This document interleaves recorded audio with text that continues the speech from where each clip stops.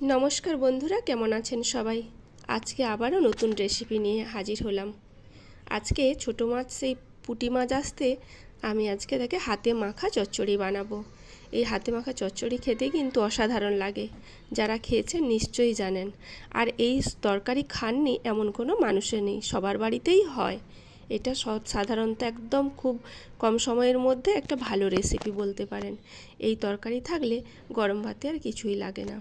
পুঁটি মাছের আমি মাথা কেটে বাদ দিয়ে দিয়েছি। আমাদের ছোট মাছ এলে মাথাটা কেটে বাদ দিয়ে আলাদা ভাজা করে খাই। সঙ্গে আমি সমস্ত মশলা শিলে বেটে নিয়েছি। সেই মাছ দিয়ে একটু আলুও দিয়েছি, পেঁয়াজ লঙ্কা সব কিছু তেল দিয়ে ভালো করে মাখিয়ে আধা ঘন্টা আমি রেস্টে রেখে দিয়েছিলাম। তারপর কড়াই গরম করে জিরা ফোড়ন দিয়ে কালো জিরেও একটু দিয়েছি। তারপর আমি ওই এটাকে মশলা মাখানো মাছটাকে চারিদিকে ভালো করে ছড়িয়ে দেবো। দেওয়ার পর আমি বেশি জল দেব না, ওই শিল ধোয়া যে জলটা মশলা টশলা ছিল ওই ধোয়া জলটাকে আমি চারপাশে দিয়ে দেব।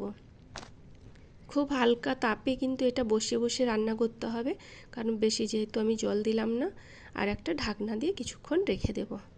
কিছুক্ষণ পর বেশ যদি পারেন আপনারা উল্টে দিতে, আমি কিন্তু উল্টাইনি, এমনি হয়ে গেছে, কত সুন্দরভাবে ফুটছে দেখুন। হ্যাঁ, ফুটতে ফুটতে দেখবেন একটা সময় কালারটাও চেঞ্জ হয়ে যাবে।